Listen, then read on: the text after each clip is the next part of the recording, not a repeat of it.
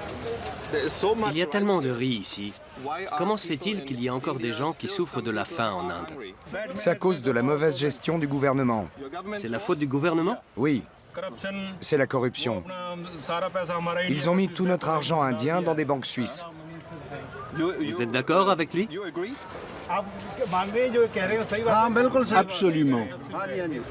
Ce sont tous des crapules, des crocodiles qui pillent le pays et le laissent exsangue.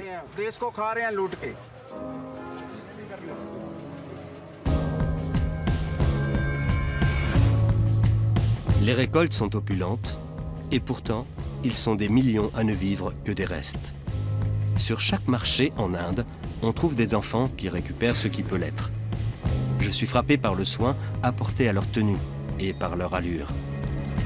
Pourquoi ne mangent-ils pas à leur faim?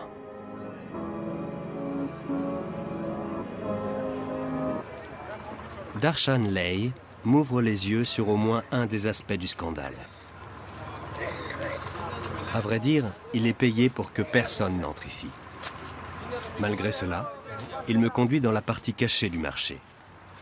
On y trouve le surplus des récoltes de ces dernières années. Près de 2000 tonnes de céréales stockées sous des bâches de plastique. Quelqu'un ici avait misé sur une hausse des prix. Il n'est pas le seul à avoir perdu dans l'histoire.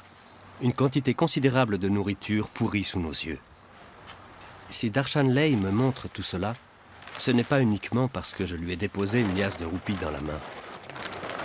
La façon dont les choses se passent en Inde le met en colère. Du bon grain, entièrement perdu, prisonnier d'opérations spéculatives.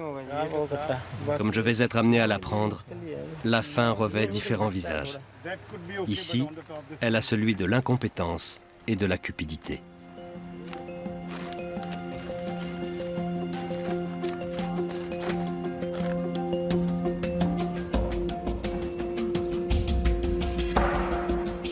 Ce sont des millions de tonnes qui pourrissent à travers la planète. 6 fois la quantité nécessaire pour éradiquer la faim dans le monde.